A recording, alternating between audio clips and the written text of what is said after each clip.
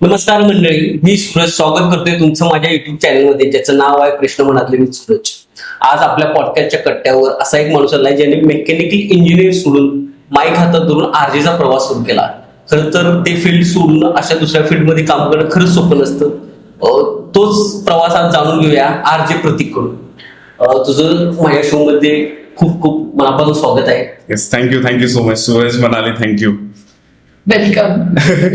Actually मला सुरुवातीला एक गोष्ट मेन्शन करायला आहे, जसं मी मगाशी पण म्हणालो ना की आतापर्यंत भरपूर सारे इंटरव्ह्यूज मी घेतले ऍज अ आरजे. सेलिब्रिटीज असतील किंवा डॉक्टर्स असतील, पॉलिटिशियन असतील, एन नंबर ऑफ पीपल. खूप पॉडकास्ट घेतले, खूप इंटरव्ह्यूज घेतले. त्यावेळी होस्टच्या जागेला बसून वाटत होतं की अरे हा आपण करूया, छान वाटतंय. पण जेव्हा ऍज अ गेस्ट म्हणून पॉडकास्ट वरती आलोय तेव्हा खूप एक्सपिरियन्स हा वेगळा वाटतोय मला. म्हणजे मी तर खूप एक्साइटेड आहे पॉडकास्ट द्यायला आणि थँक्यू सो मच सगळ्या टीमचे. मग तुला काय वाटतं, म्हणजे इकडं बसून प्रश्न विचारणं किंवा चर्चेला सुरुवात करणं जास्त सोपं आहे की गेस्ट म्हणून खूप प्रश्नांना भली मोठी उत्तरं देणं सोपं आहे, की आता तुला एक्सपिरियन्स येणार? ऍक्च्युली आज तर पहिली वेळ आहे. आता याच्यानंतर कळेल मला की किती अवघड जातं गेस्टना सुद्धा. पण ऑब्व्हियसली होस्टचं पण तेवढंच ते टॅलेंट आहे, कारण की सगळ्या गोष्टी कंडक्ट करायला लागतात. एखादा प्रश्न इकडे तिकडे झाला तर ऑब्व्हियसली आता लक्षात येईलच.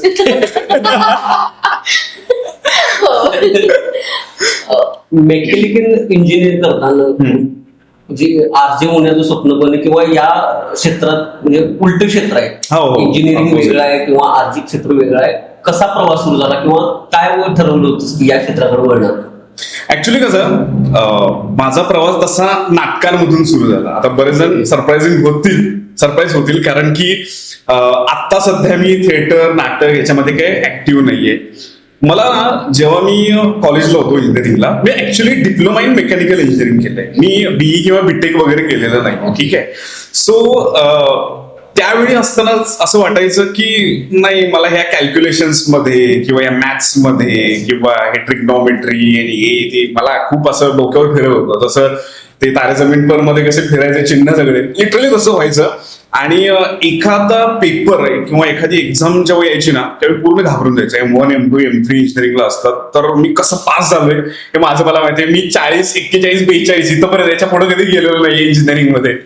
आणि त्याच्यानंतर असं वाटायचं की हे आपलं नाहीये आणि आपण काहीतरी दुसरं ट्राय करूया. म्हणून नाटकाला मी जॉईन झालो एका सांगलीमधल्या एका थिएटर ग्रुपला. मग तिथं 1 वर्ष केलं. तो शो कॅन्सल झाला. काही नाटकं थोडीफार केली, काही एक व्यावसायिक नाटक केलं पांगिरा नावाचं. त्याच्यामध्ये ते प्रकाश गडदे सर होते डिरेक्टर त्याचे. आणि तिथून एक्सपिरियन्स आला. ऍक्च्युली तो ट्रिगर पॉइंट होता, कारण की जेव्हा आम्ही प्रॅक्टिस करायचो, आपण वाचन जेव्हा करतो नाटकाचं, तर त्यावेळी काही मुलं आमच्यामधली म्हणायची की तुझा बेस चांगला आहे, की तुझा आवाज चांगला. मी म्हटलं काय बोलताय, असं काय नसतं, सगळेजण आपण पण नाही. ते म्हटले की तू बघ प्रॅक्टिस कर म्हटले. तिथून विषय सोडून दिला. नाटक करत राहिलो. परत इंजिनिअरिंग कम्प्लीट झालं आणि लास्ट इयरला माझा एक पेपर राहिला पेपरमध्ये फेल झालं. आता जे माझे फ्रेंड्स बघताय तर त्यांना वाटेल की अरे येतो बंदा फेल आहे, पण ऍक्च्युली मी फेल झालो होतो. मग एक जरी पेपर राहिला तुमचा तर पूर्ण वर्ष तुम्हाला हे करायला लागतं. मग बघूया म्हटलं काय करता येईल म्हणून सांगलीमधल्या एका रेडिओ स्टेशन मध्ये मी जस्ट गेलो, ग्रीन FM सांगलीमधलं. तर तिथं त्यांनी सांगितलं की आम्ही काय तुम्हाला कन्फर्म असा जॉब देऊ शकत नाही, पण जर का तुम्हाला इच्छा असेल किंवा तुमच्यात स्पार्क दिसेल तर आम्ही चान्स देऊ. आरजे प्रभू जो होता तर त्यानं याच्यामध्ये मला खूप हेल्प केली, कारण की तो माझा स्कूलमेट, तो सिनियर. जेव्हा मी सैनिक स्कूल तासगावला होतो तर तो पण सैनिक स्कूल तासगावला होता. सो आमचं जेव्हा गेट टुगेदर झालं तर त्यावेळी आमचं इंटरॅक्शन झालं होतं. आणि त्याच्यानंतर मग भेटलो, तिथं 15 दिवस ट्रेनिंग घेतलं आणि त्यांना काहीतरी वाटलं की बाबा हे कर सकताय. सो त्यांनी 1 तासाचा शो दिला. त्याच्यानंतर मग सुरुवात झाली. मग 2019ला ऍक्च्युली ऍज अन आरजे म्हणून सांगलीच्या ग्रीन FM ला माझी सुरुवात झाली. आणि त्याच्यानंतर मग रेडिओ सिटी इंटर्नशिप केली मी 6 महिने. त्याच्यानंतर कोविड आला. त्याच्यानंतर खूप मोठी स्टोरी आहे, अगदी अमेरिकेपर्यंतची स्टोरी आहे ती. हळूहळू आपण त्याच्याबद्दल बोलू. ओके. आता तू जे सांगितलंस ना की एक नाटकाचा कुठेतरी याला माग बेस आहे किंवा एक पाठिंबा आहे, आणि तर मगाशी तुझं जे बेसचा आवाजाची हा. स्टोरी ऐकल्यानंतर मला असं झालं की बेसच्या आवाजाचा ना एक वेगळाच पटकन इम्पॅक्ट पडतो. काही लोक बेसचा आवाज तयार करण्यासाठी वेगवेगळ्या हो. गोष्टींचा काय म्हणतात त्याला सहारा हो. घेतात, पण तुझा मुळातच बेसचा आहे. तर याची काही म्हणजे कधी कधी काही वेळा असं होतं की काही काम करताना तितका बेसचा आपल्याला चालत नाही आवाज किंवा काय या गोष्टी पण येतात. तर मग तसं कधी तुझ्या बरोबर झालंय का की त्यामुळं काही काम करता आलेलं नाहीये किंवा काही गोष्टी राहून गेल्यात, असं कधी झालंय का? बेस कारण काय होतं आतापर्यंत जेवढं बघितलं तर बेसच्या आवाजांना प्रेफरन्स मिळतो, हे आपण प्रत्येक ठिकाणी Yes. बघितलंय. हो. आणि पुरुषांचा आवाज मुळातच बेसचा हो. असतो. हो. आणि त्यामुळं भरपूर वेगवेगळ्या सिरियल्स म्हणून किंवा काही ऍड्स म्हणून किंवा काही इमोशनल आणि महत्वाचं सांगायचं अशा वेळी बेसचा आवाज लागतोच, असतो. कारण त्याकडे मग आपलं लक्ष जातं, एक त्याचा इम्पॅक्ट पडतो. पण अपार्ट फ्रॉम दॅट ह्यामुळं कधी तुझं काम राहिलंय किंवा काय अशी काही झालीये का स्टोरी किंवा काय? अरे हा म्हणजे आता जेव्हा आपण व्हॉइस ओव्हर करतो तर बेसचा आवाज ऑब्व्हियसली जसं तू म्हणालीस की इम्पॅक्ट पडतो. जेव्हा इमोशनल गोष्ट सांगायची असते त्यावेळी ऑब्व्हियसली बेस जो आहे तर तो लागतो. मला बरेच जण म्हणतात पण की तू आवाज काढतोस काय, म्हणजे त्यांना असं मला सांगावं वाटतं की नाही, हे आवाज काढणं वेगळं आणि जर का मी असं प्रेझेंट व्हायला लागलो कायम बेसमध्ये असं जेव्हा बोलतो, हे मला कंटिन्यू करणं खूप अवघड आहे. अवघड आहे. हो. म्हणजे जेव्हा आता मी ह्या टोन मध्ये बोलतोय तर माझा नॉर्मल टोन हा आहे, पण जेव्हा मी एखादा व्हॉइस ओव्हर करत असतो तर त्यावेळी बेस गरजेचा असतो. पण जसं तू म्हणालीस की एखादं काम राहिलं तर हो, व्हॉइस ओव्हरची बरीचशीच कामं येतात. नेहमीप्रमाणे आपण स्टाईल मारत असं बेस वगैरे देऊन असं हे करतो, पण क्लायंट कडून असं येतं की नाही मला असं बेस नव्हतं, कारण की त्यावेळी सिच्युएशन वेगळी असते, ऍडव्हर्टाईज एखादी वेगळी असते. पण असं झालंय की हा खूपच बेस आहे, हा आवाज आपण दुसरीकडे आणखी भारी ऍडला वापरू शकतो, पण आत्ता हा नको. त्यामुळं बेसमुळं काही प्रमाणात म्हणजे 5% कामं जी आहेत तर ती राहिलीत, पण त्याच लोकांनी परत मला आवाज चांगला आहे, बेस जो आहे तर तो आम्हाला पाहिजे आणि यांच्याच आवाजामधला पाहिजे. अनेक सारे क्रिएटिव्ह असे आहेत किंवा अनेक सारे क्लायंट्स असे आहेत. मी आता रेडिओ सिटीमध्ये काम करतो, तर मला सेल्स कडून कधी कधी कळतं असं की नाही प्रतीक तुझाच आवाज यांना पाहिजे. त्यामुळे बरं वाटतं की हा आपल्या आवाजाला खूप मागणी आहे, डिमांड आहे, त्यामुळे छान वाटतं त्यावेळी. आवाजाबद्दल तुझ्या खूप चर्चा असते, ह्यातली काही असे गेस्ट येतात तुमच्याकडे, अशी गंमत जम्मत काय केलीस की नाही आवाजाच्या ह्याच्यात? आवाज काढून काहीतरी मिमिक्री केलीस त्यांची किंवा फरमाईश केली आहे त्यांनी आवाजासाठी? कारण खूप आवाज तुझा बेसिक सगळ्यांना खूप आवडतो, बेस आहे तुझ्याला, यातून काय गंमत झालेली काहीतरी? हा म्हणजे मिमिक्री, मी तसं काही मिमिक्री आर्टिस्ट नाही, मी कधी कुठल्या ऍक्टरचे वगैरे आवाज काढले मी काढायचो अगोदर कॉलेजमध्ये असताना. जेव्हा आमच्या कॉलनीमध्ये गणपती वगैरे असायचा त्यावेळी आपल्याकडे मोठे मोठे स्पीकर असतात आणि माईक मध्ये खूप सुंदर आवाज होतो. म्हणजे तुम्ही कुठला पण नाना पाटेकर ट्राय करा, आपले स्वर्गीय बाळासाहेब ठाकरे म्हणून त्यांचे आवाज मी काढायचो. आता त्याला झाली 7-8 वर्ष, त्याच्यानंतर मी कधी ट्राय केलं नाही आणि मला असं वाटतं की मला नाही जमत ते. सो तिथं आपण आवाज काढून उगाच लोक म्हणणार अरे छान छान छान छान, पण ते ऍक्च्युली नसतो आवाज. ते बऱ्याच वेळा असं होतं की आपल्याला काहीतरी मिमिक्री करायला सांगितलं ते आपण मस्त शाहरुख खान नसतं केलं की शाहरुख खान होत नसतं ना, त्याला प्रॉपर तो आवाज, ती बोलण्याची स्टाईल, तो पेहराव सगळा लागतो. लोक छान म्हणतील पण नंतर म्हणतील हे काय भारी नाही, म्हणजे असं होतं. त्यामुळं असं मी फरमाईश कोणी केली असं नाही झालं, पण हा बेसची चर्चा झाली किंवा बेसचं कौतुक बऱ्याचशा सेलिब्रिटीजनी केलं की छान बेस आहे, छान काम करू शकतोस, हे मात्र. आणि तुझ्या बाबतीत ते होतं पण की काही आवाज, नुसता आवाज ऐकून आपण त्या माणसाची पर्सनॅलिटी इमॅजिन करतो, तो कसा दिसत असेल किंवा काय. तर काही वेळेला मला असं वाटतं की तुझ्या बाबतीत ते लोकांचं होत असेल की ह्याला आवाजावरून वेगळं इमॅजिन केलं तर पण ह्याची पर्सनॅलिटी वेगळी आहे, दिसतो वेगळा. हो, इव्हन मी जेव्हा सांगलीमध्ये रेडिओला एका काम करत होतो ना, तर त्यावेळी नवीन नवीन जॉईन झालं होतं. त्यावेळी माझे मित्र सगळे ऐकायचे असे आणि त्यावेळी रेडिओची खूप क्रेज आणि खूप लोक ऐकायचे आणि माझे मित्र, आमचा मित्र आहे असं सांगायला सगळेजण. तर बऱ्याच जणांच्याकडून मला असे रिएक्शन यायचं की खूप मोठं आहे का तुझ्यापेक्षा, म्हणजे 35-40 वय आहे का त्याचं. पण तसं नव्हतं ते. मी त्यावेळी जेव्हा रेडिओ जॉईन केला त्यावेळी माझं वय होतं फक्त 22. आणि त्यावेळी माझा आवाज तसा बेसवाला लागायचा, त्यामुळे बऱ्याच जणांना वाटायचं की हा कोणतरी खूप मोठा वयाच्या 40-45 असं वय आहे त्याचं आणि तो शो करतोय. पण तसं नाही, पण आवाजामध्येच तसं आहे. ऍक्च्युली मला असं वाटतं पर्सनली की हे आवाजाचं माझ्या वडिलांच्याकडून आलंय मला, कारण की माझ्या वडिलांचा पण आवाज तसा सिमिलर आहे. म्हणजे जेव्हा ते बोलतात, म्हणजे मला आता माझं निकनेम सौरभ आहे, घरामध्ये मला सौरभ म्हणतात, तर जेव्हा ते बाहेरून हाक मारतात सौरभ, तर तो असा घुमतो आवाज घरामध्ये. आणि मला वाटतं की त्यांच्यातून थोडासा बेस माझ्याकडे आलाय असं मला वाटतं.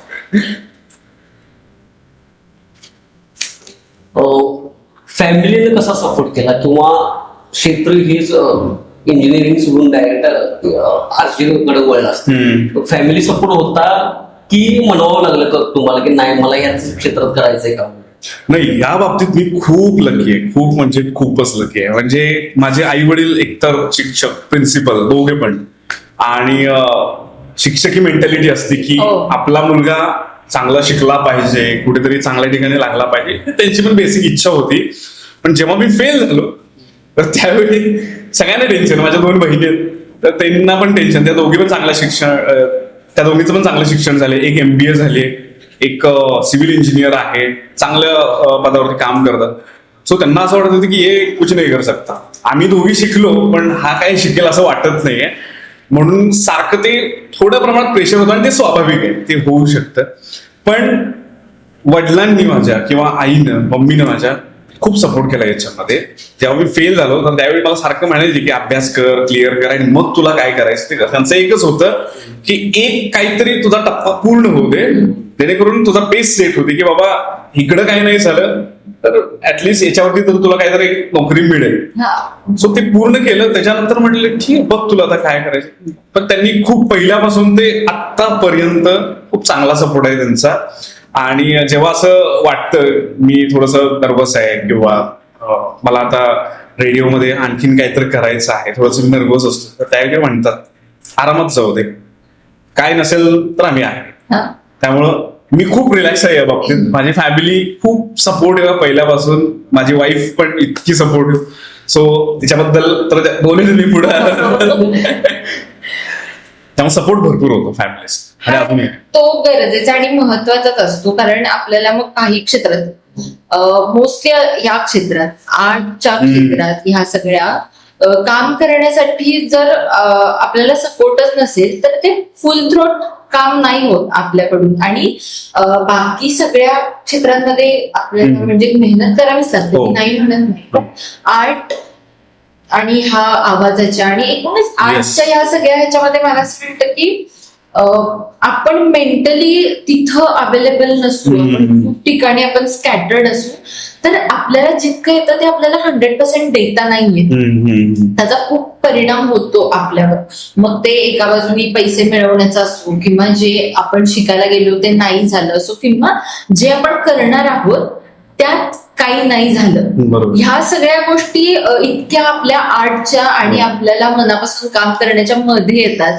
तर त्यासाठी फॅमिलीचा सपोर्ट नेहमीच गरजेचं. जे लोक आर्ट या फील्ड मध्ये काम करतात, नाटक असेल, फिल्म असेल, रेडिओ असेल, फायनान्शियल सपोर्ट खूप महत्वाचा आहे. कारण की आपण बघतोय की खूप रेअर केसेस आहेत, मी असं म्हणत नाही की लागतोच, अनेक जण आहेत की ज्यांनी खूप शून्यातून आपलं उभा केलेलं आहे, पण फायनान्शियल सपोर्ट इज मस्ट. त्यामुळं आर्ट क्षेत्रामध्ये यायचं असेल तर बेसिक काही प्रमाणात तर मला असं वाटतं की फायनान्शियल सपोर्ट पाहिजे. मला असा एक्सपिरियन्स आहे. हो, तेच म्हणूनच म्हणतात, म्हणजे आता आपण सगळेच आहोत आर्ट बॅकग्राऊंडचे, म्हणून मी सांगते की आम्ही नेहमी चेष्टेत आमच्या ग्रुपमध्ये कायम चालू असायचं की त्याला काही टेन्शन नाही, 10 वर्ष तो स्ट्रगल करू शकतो, पैसा आपल्याला विचार करायला पाहिजे, कारण आपल्याकडे ते नाहीये. हे होतं इथं आल्यानंतर. आणि ते किती जरी लोकांनी नाकारलं किंवा असंच म्हणायला नाही म्हणलं तर ते कुठेतरी फॅक्ट आहे की मागचं व्यवस्थित असेल तरच ह्या क्षेत्रामध्ये स्ट्रगलसाठी उतरू शकतो. अगदीच अगदीच अगदीच. नाहीतर मग आपण कितीतरी उदाहरणं बघितलं, कोण सिक्युरिटी जॉब करून मग हे करतं. त्यामुळे फुल्ली जर का उतरायचं असेल की नाही मला आयुष्यात फक्त हेच करायचंय, ऍक्टिंग करायचंय किंवा म्युझिक करायचंय किंवा आणखीन काही करायचंय, बॅकअप पाहिजे. आणि मग अशा वेळी ते होतं की अरे हे या गोष्टींमुळे ज्यांचं सुटतं करिअर आर्टवालं, हा. तर मग त्यावेळेला सिक्युरिटी आहे पण किती छान गाणं म्हणतो, किंवा अरे भांडी असते पण छान पेंटिंग करते Right. ना, कारण त्यांना तो आधीपासून सपोर्टच मिळालेला नसतो या गोष्टीकडे येण्यासाठी, हो. म्हणून त्यांना ते अर्निंगसाठी हे सोडावं करावं लागतं, लागतं, सोडावं यासाठी ते चांगलं काम करू शकतात. आणि मला वाटतं की अजून आपल्या इकडं अजून तितका अवेअरनेस नाहीच आहे, नाही. किंवा त्यातून करिअरच्या संधी आहेत पण नाहीयेत हा पण मुद्दा आहे, किंवा कमी आहेत. या दोन्हीच्या मध्ये कुठं आपलं युथ अडकलंय अजून असं मला वाटतं. तर तुला काय वाटतं त्याबद्दल? ऍक्च्युली आता ना इतक्या ऑपॉर्च्युनिटीज आहेत ना, हा. म्हणजे सिरियलच्या बद्दल बोलायला गेलं तर आता पहिलं जे 10-15 वर्षापूर्वी जे 6च्या ठोक्याला बसायचे किंवा 7च्या ठोक्याला, आता तसं नाहीये. हा. आता OTT आहे, हा. युट्यूब आहे, तुम्हाला कधी पाहिजे तेव्हा तुम्ही कुठलीही सिरियल ओपन करून बसू शकता. आणि उदाहरण मी देतो आणि ओपनली सांगतो, बिग बॉसचा पाठीमागचा सीझन जेव्हा आला होता, 5वा सीझन, खूप हाईप, सूरज चव्हाण जिंकला आणि खूपच हाईप झाली होती. मी तर आयुष्यात पहिल्यांदा बिग बॉस बघितलं होतं हा. आणि हा 6वा सीझन पण मी बघितला. पण जेव्हा ती तन्वी गोलते विनर झाली तर तेवढी हाईप नाही. आणि जेव्हा ती आय थिंक कोल्हापूरला पण आली होती ना, तर सूरज चव्हाण जेव्हा कुठं जायचा, जेव्हा जिंकला त्यावेळी खूप लोक गर्दी करायचे. पण आता त्याचं कुठेतरी थोडंसं कमी असते. मला म्हणायचं की एकंदरीत टीव्हीकडं लोकांचा थोडासा कल कमी झालाय, जो की हळूहळू शिफ्ट होतोय OTT वरती किंवा युट्यूब वरती. आणि आता कॉन्टेंट क्रिएशन हे आपण युट्यूब, फेसबुक, इंस्टाग्राम इकडं खूप कल वाढलाय लोकांचा. आणि त्यामुळे अपॉर्च्युनिटी तर भरपूर आहेत, पण तिथं सुद्धा भरपूर मेहनत आहे. म्हणजे कॉन्टेंट क्रिएट करणं हे कुणाचंही म्हणजे ऐरागेऱ्याचं काम नाही असं आपण म्हणू शकतो, आणि त्याला खूप विचार करायला लागतो. त्यामुळे येस, ऑब्व्हियसली नाटक आणि ऍक्टिंग ह्याच्या बरोबरच आणखीन आपल्याला आपलं स्वतःचं काय करता येईल तर हे पण आपण बघायला पाहिजे. त्यामुळे अपॉर्च्युनिटी तर आहेत, पण थोडंसं हातपाय पसरायला पाहिजे आणि प्रयत्न करत राहायला पाहिजे. एवढा कंटेंटवरून प्रश्न आलाय की सुरुवातीला ज्यावेळी इंस्टा नव्हतं किंवा आरजी दिसायची नाही, हो, त्यानंतर हा नवीन चालवलं कंटेंट आले की कंटेंट क्रिएटर आरजी पण दिसायला लागला तुला. पण तो इंस्टावर फेमस होणे किंवा ते इंस्टावर दिसणं इतकं सोपं नाही आहे सगळ्यांना वाटतं. तुझा काय अनुभव आहे? किंवा आता नवीन जे इंस्टा ओपन करतात म्हणतात की व्ह्यूज साठी मारामारी चालू आहे सगळ्यांची, तो फेस कसा होता का? तू काय ठरवून इंस्टाग्राम सुरू केले? ते फक्त आर्टिस्ट करायचं आहे किंवा डोक्यात होतं की नाही हे जरा वाढवायचं आहे, मला मी दिसलो पाहिजे सगळ्या लोकांना? ऍक्च्युली काय झालं होतं, रेडिओ सिटीनं एक सगळ्यांना चॅलेंज म्हणता येणार नाही, पण एक असं होतं की आता आपण डिजिटली पण ओपन झालोय, तर सगळ्या अर्जंटनी डिजिटली, आणि ते ऑब्व्हियसली सगळ्याच कंपनीजमध्ये होतं, फक्त रेडिओ सिटीमध्येच नाहीये. तर जेव्हा सगळ्यांना सांगितलं की तुम्ही करा काहीतरी कॉन्टेंट, लोकांना दिसा, आपलं रेडिओ सिटी पोहोचवा, तर मी भरपूर काही काही ट्राय केलं. म्हणजे पहिल्यांदा काही कॉमेडी व्हिडिओज ट्राय केले, थोडासा ऍक्टिंगचा थोडासा असल्यामुळे ना त्यावर थोडंसं जमत होतं, पण ते नाही जमलं. कारण की ते सगळ्यांना एकत्र करणं, प्रत्येक वेळी शूट लावणं, ते स्क्रिप्ट, प्रत्येकाचे डायलॉग सांगणं, हे म्हटलं आपल्या आवागाच्या बाहेर आहे. नंतर मी फिल्टर सेट केला मला की असा कॉन्टेंट की ज्याच्यामध्ये आपल्याला कुणावरती डिपेंड राहता कामा नये, सुरुवातीला तरी. आणि सुरुवातीला ग्रो करायचं चॅनल आपलं म्हटल्यानंतर डिपेंड नाही राहून चालणार. सो मी थोडंसं बघितलं, त्याच्यानंतर आणखीन थोड्याशा गोष्टी ट्राय केल्या, काहीतरी इन्फॉर्मेशन सांगायचे वगैरे, ते पण नाही जमलं. आता ते इंस्टाग्रामवर माझे व्हिडिओ दिसणार नाही तुम्हाला, कारण की उडवून टाकले मी, कारण की त्याच्यामध्ये खूपच मी विचित्र काहीतरी सांगायचो. पण त्याला काय ते एक 100 लाईक्स, फॉलोअर्स एखाद दुसरा वाटणं वगैरे. ती नावाची सिरियल जेव्हा मी सुरू केली, सिरीज जेव्हा सुरू केली, पवार नावाचे लोक, पाटील नावाचे लोक, शिंदे नावाचे लोक, कांबळे नावाचे लोक, तिथून जी ग्रीप घेतली ना, आणि त्याच्यात कुणावरती डिपेंड राहिलोच नाही ना मी. जस्ट कॅमेरा समोर ठेवला, स्क्रिप्ट फक्त अशी लिहिली की हे असे असतात तसे असतात, पुढे ठेवली ती आपल्या माइक्स ऑफ वर्ल्ड मध्ये, आणि एक एक वाक्य बोलायला लागलो. पण त्या बोलण्यामध्ये ना ती एक एनर्जी पाहिजे होती, आणि ती मला मिळाली. आणि तो सेट किंवा तो टोन आहे ना, तो मला प्रॉपर मिळाला. म्हणजे ती हिट होत होतं डायरेक्ट लोकांना. म्हणजे असं वाटायचं का की ती त्यांनाच बोलतोय. त्यामुळे ते लोकांना खूप रिलेट झालं. मग 10 मिलियन व्ह्यूज एका हा. व्हिडिओला, नंतर पाटीलला 8.7 मिलियन, असे कंटिन्यू मला मिलियन मिळत गेले आणि फॉलोअर्स ग्रो व्हायला लागले. आणि जो टप्पा मला पूर्ण करायचा होता तो तुम्ही पूर्ण केला आणि त्याच्या पुढे निघून गेलो. त्याच्यानंतर परवाच मी ती एस नावाची सिरीज बघत आणि माझं मी रिलेट झालो. कुठून आहे तो अभ्यास की एवढा निरीक्षण झाले तुझं आता, म्हणजे येणं झाले माणसाकडून बघून झालं तर यार की त्याचा थोडा वेगळा अभ्यास असतो तुझा आणि तो रिलेट होतो एकदम. हा एक सिम्पल फंड आहे. हो. जसं उदाहरण जर का द्यायचं गेलं तर काही असे लोक असतात की जे आपलं भविष्य सांगतात. हा. मी जर सूरजला म्हणालो की सूरज, पुढच्या 1 वर्षामध्ये तू एकदम जोरात बूस्ट करणार आहेस, म्हणजे तुझी ग्रोथ 100% होणार, तू मनात खुश झालास, ठीक आहे, आणि तुला आनंद वाटला, तू मनालीला काय सांगणार की हा माणूस बरोबर सांगतोय बरं का. तेच मी जर का तुला निगेटिव्ह सांगितलं की नाही शक्य नाही, तुम्हाला हे काय सांगतोय फालतू. सो पॅरलल तसं बघायला गेलं तर अनेक लोक आहेत. सूरज आहे, सुशांत आहे, किंवा माझी वाईफ शिवानी आहे, हे एस वाले लोक आहेत. हा. मी काय केलं की प्रत्येकाचे एक 2-4 गुण घेतले हातामध्ये, जे की सुशांतला पण रिलेट होईल, सूरजला पण रिलेट होईल, शिवानीला पण रिलेट होईल, मुलांना होईल, मुलींना होईल. हा. आणि ही अशी वाक्य असतात की ती मोस्ट कॉमन हा. आहे. मी ओपन करून सांगतो कारण की हे सगळेजण करतात, ठीक आहे. मोस्ट कॉमन वाक्य आहेत, बरेचसे रिलेट होतात. आता मग प्रत्येक वेळी काय आणायचं, पाटीलला काय आणायचं किंवा पवारला काय आणायचं, शिंदेला काय आणायचं.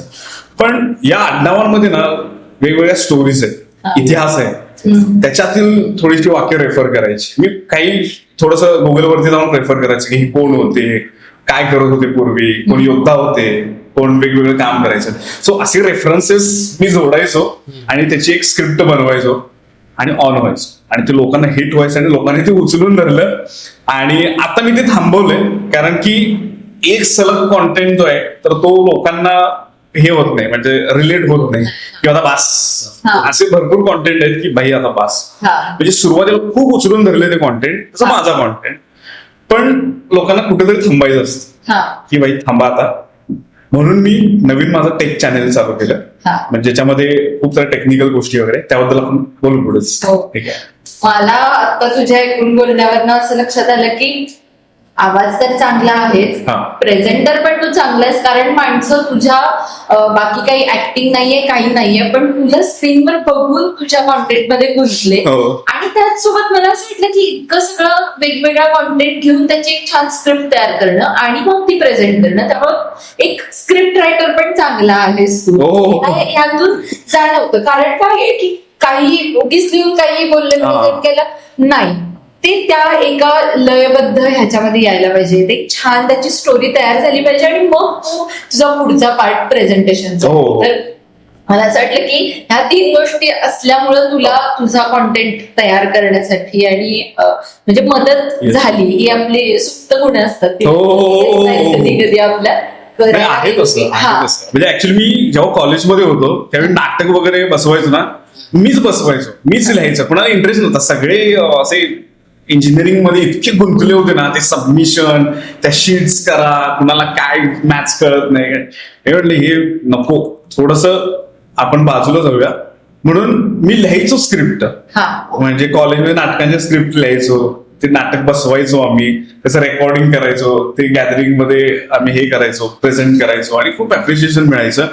पण नंतर असं वाटलं की इतके भारी लोक भेटले मला रायटिंग बाबतीत की भाई आपण तर त्यांचं कुठंच लागत नाहीये, कारण की नाटकामध्ये किती मोठी मोठी लोक आहेत आणि त्यांचं रायटिंग, त्यांची शब्द, त्यांच्या शब्दांची रचना, म्हणलं हे आपण खूप सिम्पल घरातनं उठतोय, बाहेर येतोय, लिहितोय आणि प्रेझेंट करायला जातोय, हे असं नाहीये. खूप त्याला टेक्निकल गोष्टी आहेत.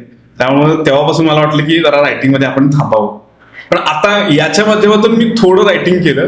काही जण माझे मित्र म्हणतात की लिही तू, पण माझा सगळ्यात मोठा विषय, मी खूप आळशी आहे. खूप आळशी, म्हणजे कधी कधी असं विचार करायला सुद्धा मी आळस करतो की एखाद्या विषयावरती विचार करायला नको, नंतर उद्या बघू, असं म्हणते निघून जातं. त्यामुळे आळस हा माणसाचा खूप मोठा शत्रू आहे आणि तो कुणीही करू नये. करू नये. मग मला सांग आता आळसावरूनच मला एक दुसरा असा मुद्दा वाटला की एक जो आपण म्हणतो क्रिएटिव्ह ब्लॉक येतो खूप केल्यानंतर, खूप विचार केल्यानंतर, खूप बोलल्यानंतर, तर तो तसा कधी आलाय का तुला आणि काय केलंस मग त्याच्यासाठी तू जाण्यासाठी? सगळ्यात पहिली गोष्ट तर रेडिओमध्ये रोजच्या रोज शो करायला लागतो, रोज वेगळे कॉन्टेंट, लोकांचे इंटरव्ह्यूज घेणं किंवा आपल्या ऑडियन्सला प्रश्न विचारणं, ओपिनियन क्वेश्चन काढणं, किंवा आता मी टेक पॉइंट सारखा किंवा हेल्थ कॅट डोस सारखे गोष्टी ज्या आहेत सांगतो, रोज नवीन कॉन्टेंट काढायला लागतो. रेडिओ सिटीला जॉईन होऊन मला आता 3 वर्ष झाली. रोज वेगळं म्हणजे ऑब्व्हियसली विचार करायला लागतो, काही व्हिडिओज बघायला लागतात, काही वाचायला लागतं किंवा कुठून इन्फॉर्मेशन काहीतरी मिळते ती गोळा करायला लागते. सो ऑब्व्हियसली कधी कधी होतं. आता रेडिओ हे माझं खूप आवडतं क्षेत्र आहे, त्यामुळे मला तेवढं असं होत नाही, पण होतं. पण जेव्हा होतं त्यावेळी मस्तपैकी 3 दिवस सुट्टी काढणे, बाहेर फिरायला जाणे, मस्तपैकी मासे खाणे, एन्जॉय करणे, फिरणे, बस आल्यानंतर बघू काय व्हायचं. सो तो एक माझ्यासाठी रिलीफ आहे. आणि दुसरी गोष्ट म्हणजे फिल्म्स. मला थिएटरमध्ये फिल्म बघायला खूप आवडतात. भले मी रिपीट बघेन 2-3 वेळा. पावनखिंड सारखी फिल्म मी 4 वेळा बघितली थिएटरमध्ये, RRR सारखी फिल्म मी 3 वेळा बघितली थिएटरमध्ये. सो आणि एकटा बरं का, म्हणजे मला मी टाइम माझा खूप आवडतो, खूप म्हणजे खूप आवडतो. सो असे रिपीट गोष्टी बघतो मी, OTT वरती बघतो, रिफ्रेश होऊन जात. तुझी मिसेस या करिअरच्या दृष्टीने तुला कसा सपोर्ट करते आणि तिची आणि तुझी भेट कशी झाली, सुरुवात कुठे झाली? ऍक्च्युली माझं प्रॉपर अरेंज मॅरेज, मला काय लव्ह मॅरेज वगैरे नाही. ठीक आहे, तुला आजपर्यंत बघता अजिबात वाटलं की तुझं arrange तुला नाही, माझ्या काही फॅमिली मेंबर्सना पण असं वाटतं. माझ्या आई वडिलांना, माझ्या बहिणींना फक्त असं ठोस माहितीये की माझा अरेंज मॅरेज आहे. ठोस माहितीये. माझे रिलेटिव्ह आहेत आमच्या घरामध्ये, म्हणजे माझे काकांची मुलं किंवा आणखी कोण, ते अजून म्हणतात की म्हणजे अजून वाटते की नाही मला माहित नाही, पण त्यांना कदाचित त्यावेळी वाटलं असावं माझ्या मित्रांना, मैत्रिणींना किंवा माझ्या रिलेटिव्हना की भाई याचं लव्ह मॅरेज आहे ना, प्रॉपर अरेंज करून आणलेले. पण असं नाहीये, माझं प्रॉपर अरेंज मॅरेज आहे. वाईफचा म्हणजे शिवानीचा सपोर्ट म्हणजे मी असं म्हणेन की माझ्या आयुष्यातला सगळ्यात बेस्ट आणि एकमेव डिसिजन की मी या पोरगीचे लग्न केलं. शिवानी कारण की तिचं म्हणजे असं काय डिमांड नाहीच आहे. तिचं मागणं फक्त असं आहे, तू सोबत बस, याच्या पुढं काही नाही. आणि त्याच्याबद्दल मी खूप लकी आहे आणि आय होप की असंच राहावं. तर जेव्हा मी ग्रीन FM ला होतो, तर त्याच्यासोबत ग्रीन FM मध्ये मला सॅलरी खूप कमी होती, म्हणजे सांगायला काही हरकत नाहीये, एक 14-15 हजार रुपये सॅलरी असायची मला. आणि मग बाहेरचे इव्हेंट्स जे करायचो, अँकरिंग वगैरे करायचो, तर त्याच्यातून मला चांगले पैसे मिळायचे, ते पण मी करत होतो. पण त्याच्या अगोदर एक किस्सा झाला की हे नाटक वगैरे ह्याचं जे मला वेळ होतं ना, तर त्याच्यामुळे मी असं ठरवलं की आपण खूप बडा करणार आहे. म्हणून मी न्यूयॉर्क फिल्म अकॅडमी अमेरिका इथं मी ट्राय केलं. म्हणजे माझा एक मित्र होता आणि तो ऑलरेडी न्यूयॉर्क फिल्म अकॅडमीमध्ये शिकत होता. आय थिंक लॉस एंजेलिस, मला प्रॉपर सिटीचं नाव आठवत नाही. तर तिथं तो होता आणि न्यूयॉर्क फिल्म अकॅडमी न्यूयॉर्कमध्ये पण आहे, लॉस एंजेलिसमध्ये पण आहे. सो प्रयत्न केला, 6 महिने गेले, सगळं ऍडमिशन प्रोसेस मी केली, त्यांची काही जे ऍप्लिकेशनची फीज आहे तर ती भरली, विजासाठी प्रयत्न सुरू केले, सगळं झालं. आणि आता जायचं, आता फायनल झालं होतं की अमेरिकेला जायचं, मस्तपैकी फिल्म मेकिंग शिकायचं, तिथे 2-3 वर्ष काम करायचं आणि भारतातून परत आपण फिल्म मेकिंग कडे जाऊया. ठीक आहे, तोपर्यंत मी रेडिओचा वगैरे जॉब करत होतो. त्याच्यानंतर झालं असं की आपले जे जवळचे लोक असतात, आपल्या आई वडिलांचे खूप स्टोरीज असतात आपल्या घरामध्ये की तुला माहितीये का, तो मुलगा गेला अमेरिकेला, तिथल्याच मुलीशी लग्न केलं आणि तिथंच सेटल झाला. इतकं हॅमर झालं ना फॅमिलीवरती, खूप इमोशनल असं मला झालं, केलं कसं होणार. आणि इथं मी एकटाच आहे, तसं मुलगा एकटाच आहे, आई बाबांना 2 बहिणींची लग्न झालीत माझ्या, इथं कोण त्यांना, असं तसं झालं. मग ते कॅन्सल झालं आणि ती फेज जी होती ना ती 6 महिन्यांची ती खूप वाईट होती माझ्यासाठी. म्हणजे खूप स्वप्न बघितली होती मी की आपण हे करूया ते करूया असं करूया, पण ते नाही, म्हणजे कोलॅप्सच झालं. माझ्या पूर्ण समोर अंधार होता की आता आपल्या पुढे काय नाही, हीच 15,000ची नोकरी करत राहायची. पण नंतर असं झालं, माझी 2 बहिणी, माझे आई वडील दोघांनी पण मला एक सजेशन दिलं की तू काहीतरी बिझनेस चालू कर आणि बिझनेस चालू कर, इथं छान राहा, लग्न करूया आपण. तो पण लग्न झालं नव्हतं ना माझं. मला वाटलं की हा ठीक आहे, हा पण मुद्दा बरोबर आहे, फायनान्शियल तर स्टेबल व्हायचंय, आई वडिलांच्या पैशावरती किती दिवस जगणार ना, म्हणजे कितीतरी आपण समृद्ध असलो तरी सुद्धा स्वतःच काहीतरी बिल्ड करायला पाहिजे ना. सो ठीक आहे म्हणलं, म्हणून मी उडी मारली डायरेक्ट एका कारखान्यावर. म्हणजे तो एक कारखाना होता PVC पाईप्स, म्हणजे आपण जे घराला वापरतो पाईप्स किंवा पाईपलाईन पाण्यासाठी शेतामध्ये वापरतात, तो तशा पाईपलाईन बनवायचो. आणि सुरू झालं. सुरुवातीला 6 महिने खूप पैसे छापले, म्हणजे मी म्हटलं आपली लाईफ सेट आहे अभी, आता काय बघायचीच गरज नाही. नंतर जे प्रॉब्लेम्स आले बिझनेसमध्ये, माझ्या वडिलांनी पैसे इन्व्हेस्ट केले होते, सगळे पैसे माझ्या वडिलांनी इन्व्हेस्ट केले होते आणि त्यांनी पण खूप सपोर्ट केला त्याच्यामध्ये. नंतर पूर्णपणे बिझनेस कोलॅप्स म्हणजे मायनस मध्ये, फुल डिप्रेशन मध्ये. आणि त्याच्यामध्येच म्हणजे माझा बिझनेस सुरू होऊन 1 वर्ष झालं होतं, तेव्हा माझं लग्न झालं शिवानी सोबत. कारण की घरच्यांना वाटलं की अभि सेटल आहे तर करूया. मला पण वाटलं की योग्य वेळ आहे लग्न करण्याची, करून घेऊया. मग झालं सगळं. आणि सगळ्यात महत्वाची गोष्ट, ही पहिलीच मुलगी मी बघितलेली फायनल. जास्त पोहे नाही, 2 प्लेट पोहे त्याच घरात खाल्ले. आणि बोलल्यानंतर लक्षात येतं की माणूस कसं आहे. आणि ती पण मला खूप छान वाटली. आम्ही डन करून टाकलं, लग्न झालं. आणि लग्नानंतर परत 6 महिने गेले, व्यवस्थित सुरू होतं. ग्रीन FM जॉब करतच होतो मी आणि प्लस बिझनेस पण चालू होतो. पण इतकं हेक्टिक झालं, बिझनेसमध्ये लॉस झाला आणि नंतर टेन्शन आलं ना. लग्न होऊन 6-7 महिने झालेत आणि तिकडच्या फॅमिलीला वाटेल की तुम्ही लग्नासाठी तुम्ही फॅक्टरी ही केली का. त्या फॅक्टरीचं भाडं होतं 55,000 रुपये महिन्याचं, प्लस लाईट बिल त्याचं 30-40,000 रुपये यायचं. कारण की खूप हेवी मशिनरी होत्या त्या आणि 10 मशिनरी होत्या मोठ्या मोठ्या. परत ते लोकांचे सॅलरी आलं, त्याच्यानंतर अकाउंटिंग आलं आणि मी नवीन. म्हणजे मला अजून आश्चर्य वाटतं, माझ्या वडिलांनी डोळे झाकून कसे काय पैसे दिले कोणाच ठाऊक मला. पण सगळं कोलॅप्स झालं, मायनस मध्ये गेलो, लोन्स झाले, पैसे, लोकांचे फोन रिकव्हरीसाठी घरच्यांना माहित नाही, इतकं ते वाईट झालं होतं. आणि माझी बायको टेन्शन मध्ये, आता कसं होणार, काय होणार सगळं. पण याच्यामध्ये तिनं स्वतः जॉब करायला सुरुवात केली. म्हणजे ती एक फार्मासिस्ट आहे, मी फार्मसी झाले, क्लिनिकल रिसर्च झाले तिचं. सो मिरजेमध्ये तिनं जॉब पकडला. तिला पण बेसिकच सॅलरी, पण तिनं फायनान्शियली तर सपोर्ट केला, पण इमोशनली, मेंटली खूप सपोर्ट केला. मला असं वाटतं की एखादी जर का दुसरी कोणी असती, असं व्हायला नको, तर म्हटलं असती की यांनी फसवलंय मला, मी निघून जाते माझ्या माहेरी. पण तिनं तसं नाही केलं, ती थांबली. आणि त्याच्यानंतर मग माझ्या आई वडिलांनी खूप सपोर्ट केला. म्हणजे शिवानीने तर केलाच, नो डाऊट, पण माझे आई वडील, माझ्या बहिणी खूप माझ्या पाठीशी राहिले. म्हणजे मला असं वाटतं की त्यावेळी मी इतका डिप्रेस म्हणजे मी एकटक बघत राहायचो.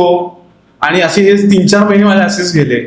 पण माझ्या वडिलांनी एकदा सुद्धा मला विचारलं नाही किंवा असे म्हणून दाखवलं नाही की तू पैसे घालवलेस आमच्या वगैरे, असं नाही कधी दाखवलं. सो त्याचं मला खूप हे आहे म्हणजे. आणि या गोष्टीचं मला रिग्रेट आयुष्यभर राहील की एवढे पैसे मी घरच्यांचे बर्बाद केलेत, पण आय विल बी बॅक, असं मी ठरवलं होतं. त्याच्यानंतर मग रेडिओ सिटी कोल्हापूरमध्ये लकीली मला संधी मिळाली आणि त्याच्यानंतर कोल्हापूरला शिफ्ट झालो मी आणि शिवानी दोघे पण. त्याच्यानंतर ही गोष्ट आता आम्ही खूप छान राहतोय, स्टेबल सगळ्या गोष्टींमध्ये आणि खूप चांगल्या गोष्टी होत आहेत आमच्यासोबत असतात, त्यामुळे आनंद आहे. मला वाटतं की अशा गोष्टी व्हायलाच लागतात आयुष्यात, खुश मिळण्यासाठी किंवा काही. आणि पुढे जाऊन जेव्हा फेमस होऊ, काहीतरी करू, तेव्हा सांगायला स्टोऱ्या पाहिजे. आमच्या खूप स्टोरीज आहेत, खूप म्हणजे. तर मग हे कुठेतरी मला असं वाटतं की तुला तो नेहमीच पुश मिळत राहील. नॉट नेसेसरी की आता फक्त हा जॉब मिळवण्यासाठी आणि काम करण्यासाठी, पण तुला कायम ते मला वाटतं की हे राहील लक्षात की काही गोष्टी नाही झाल्या तर आपल्याला किती त्रास होऊ शकतो आणि आपल्यासोबत आपली फॅमिली पण त्यामध्ये, कारण कसं होतं की बोलत कुणीच नसतं, त्यांना माहित असतं तुला त्रास होतो, तुला माहित असतं त्यांना आपल्याबद्दल काहीतरी वाटतं, पण अशा गोष्टींमध्ये प्रत्येक वेळी एक्सप्रेस होता येत नाही, किंवा झालं तर मग एक्स्ट्रीम होतं काही, एक्स्ट्रीम एक्सप्रेस होतं, एकतर होतच नाही आपण, नाहीतर ते एक्स्ट्रीम जातं, त्याच्यामध्ये कुठेतरी येणं आणि थांबणं गरजेचं असतं. मला असं वाटतं की तुमचंच फॅमिलीमध्ये खूप छान एकमेकात बॉन्डिंग आहे आणि शिवानीनं पण ते बाहेरून येऊन अडॅप्ट केलं. ह्या गोष्टींसाठी घरचं मुळात वातावरण तसं असणं गरजेचं असतं असं मला वाटतं की आलेल्या माणसाला ह्या काहीतरी आपल्याला गोष्टी अडॅप्ट करायच्यात आणि तसं राहायचंच हे समजायला मुळात वातावरण तसं पाहिजे असं मला वाटतं, आणि ते आहे तुझ्या घरात. हो, म्हणजे त्यावेळी तर माझी मम्मी खूप काय काय तिला असं एक्सप्लेन करायचे प्रयत्न करायचे की आहे आपलं काही प्रॉब्लेम, पण ऑब्व्हियसली माझी आई आहे, ती म्हणणार ना आपल्या सुनेला की बाबा आहे सगळं व्यवस्थित, काय काळजी करू नको, पण तिच्या मनात तसं काही नव्हतंच. म्हणजे ती मुळातच म्हणते की हो आय नो, सगळं माहितीये मला आणि हा येईल बाहेर, याच्यातून काही विषय नाहीये. ऍक्च्युली ती सुद्धा खूप टेन्शन मध्ये असायची, पण मला दाखवायची नाही अजिबात की सगळं आहे ओके व्यवस्थित, पण ती सुद्धा खूप त्रास होते. मला माहिती किती त्रास सहन केलाय, इव्हन माझ्या मम्मी पप्पाने पण किती त्रास सहन केला. आमचे पप्पा कधी सुद्धा एक्सप्रेस होत नाही, कधी सुद्धा एक्सप्रेस होत नाही, चेहऱ्यावरती कधीच दाखवत नाही, असं वाटतं हा ओके, पण ते खूप आतून म्हणजे त्यांना काय काय होत असेल मी अजून सुद्धा ते एक्सपिरियन्स करू शकत नाही, इमॅजिन पण करू शकत नाहीये. तुला त्या गोष्टीची जाणीव आहे हीच मोठी गोष्ट आहे असं मला वाटतं की सांगितल्यानंतर आपल्याला माहित असतं समोरच्या माणसाला काय वाटतं किंवा त्याच्या मनात काय होतं, कुणी काही बोललं नाही आणि त्यानंतर ती जाणीव असणं हे जास्त महत्वाचं. आणि आत्ताच्या सध्याची एकूणच लग्नाची किंवा रिलेशनशिपची परिस्थिती बघितल्यानंतर तुमचं जे झालं आणि जे चालू आहे ते छानच आहे आणि देवाच्या कृपेनं ते नेहमीच राहावं. शेवटी गोष्टी ना आपल्यावरती डिपेंड असतात. लग्न टिकवणं, लग्न मोडणं या त्या दोन लोकांचा प्रश्न असतो. कारण की बाहेरून कुणी काही जरी कुरघोड्या केल्या किंवा कुणी काही जरी खडा टाकायचा प्रयत्न केला, त्या दोन लोकांचं कॉन्व्हर्सेशन खूप गरजेचं आहे. आपल्या इकडे बऱ्याच वेळा कसं होतं, कोण तर मला काहीतरी सांगतं, मी हिच्यासोबत बोलणंच टाकून देते, किंवा तिला कोणतरी माझ्याबद्दल सांगितलं, ती माझ्यासोबत बोलणंच टाकून देते, असं होतं आपल्याकडं. पण मला वाटतं की काही जरी कुठूनही बाहेरून कळलं ना, पहिलं कॉन्व्हर्सेशन नवरा बायकोमध्ये पाहिजे, मग आपली फॅमिली आणि मग जे कोणाचं, कारण की शेवटी आयुष्य आपल्याला काढायचं, संसार आपल्याला टिकवायचा आहे. आणि कधी कधी मला असं वाटतं की असं होतं की टेकन फॉर ग्रांटेड, पण येस आहोत आता एकत्र, काही सगळ्याच गोष्टी सांगायची किंवा बोलायची गरज नाहीये. पण तुझ्या विषयावरून वेगळीकडे गेलो, पण हे पण कुठेतरी मला वाटतं की बोलण्याचं गरजेचं आहे ह्या, कारण करिअर सोबतच आपण एक आपल्या लाईफ पार्टनर सोबत जो आपल्याला आयुष्यभर साथ देणार आहे, क्रिटिकल सिच्युएशन मध्ये जो नाही डगमगला, तर त्याच्याबद्दल आपण नेहमी. आणि मला तर खूप कॉन्फिडन्स आलाय ना आता की भाई जिंदगी में कुछ भी हो जाए, ये लोग अपने साथ हे माझे आई वडील असतील, शिवानी असेल, माझ्या दोघी बहिणी असतील, फॅमिली पूर्ण काही पण होऊ दे. त्यामुळं मी ना स्ट्रेस फ्री आहे. म्हणजे मी आता जर कुठं जाणार असेल तर मला पाठीमागं काही नाहीये की बाबा हे करायचंय मला, ते करायचंय, असं करायचंय, काही नाहीये, कुणाचं काही टेन्शन नाहीये. आणि आपण 100% देऊ शकतो जेव्हा आपण स्ट्रेस फ्री असतो ना, 100% देऊ शकतो. त्यामुळं थोड्या गोष्टी मॅनेज केल्या तर होऊ शकतं हे असं मला वाटतं. पण प्रत्येकाचे एक्सपिरियन्स वेगवेगळे आहेत, कुणाचं काही, सगळ्यांच म्हणजे मी म्हणतोय असं असेलच असं नाहीये, पण थोड्या गोष्टी विचार करून केल्या तर होऊ शकतं. खूप वाईट फेस म्हणजे होता बिझनेस झाल्यानंतर, पण त्यात पण तू स्वतःला पॉझिटिव्ह ठेवलंस. पण ते खूप जणांना होत नाही की ते निगेटिव्ह थॉट मध्ये जातात. ते पॉझिटिव्ह स्वतःला ठेवणं पण खूप गरजेचं असतं. अशा वेळी तू काय केलंस? कारण अपयशाला काय म्हणतात, यशाला खूप बाप असतात, अपयशाला कोणी वाली नसतो. अशा सिच्युएशनला तू स्वतःला मोटिवेट कसं करत होतास? ऍक्च्युली मी तर पूर्ण खड्ड्यातच गेलो होतो.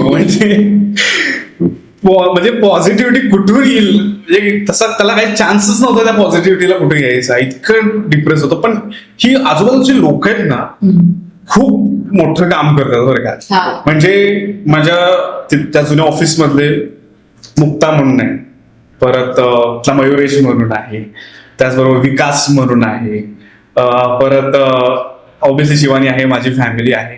या लोकांनी खूप सावरलं. तसं बघायला गेलं तर माझ्या बॅक ऑफ द माइंड एक होतं की चपाती भाजी तर खाऊ शकेन आपण, हा. कारण की म्हणजे जर ऑनेस्टली बोलायला गेलं तर तशी आमची समृद्ध फॅमिली आहे. त्यामुळं पण फेज येतात अशा. मी जर स्वतःला म्हणत असेल की मोटिवेट करायला काय करतोय, तर माझ्या बॅक ऑफ द माइंड हेच होतं की ठीक आहे, काही नाही केलं तर काहीतरी करूच शकतो. आई वडील आहेत आणि सोबत हे लोक आहेत.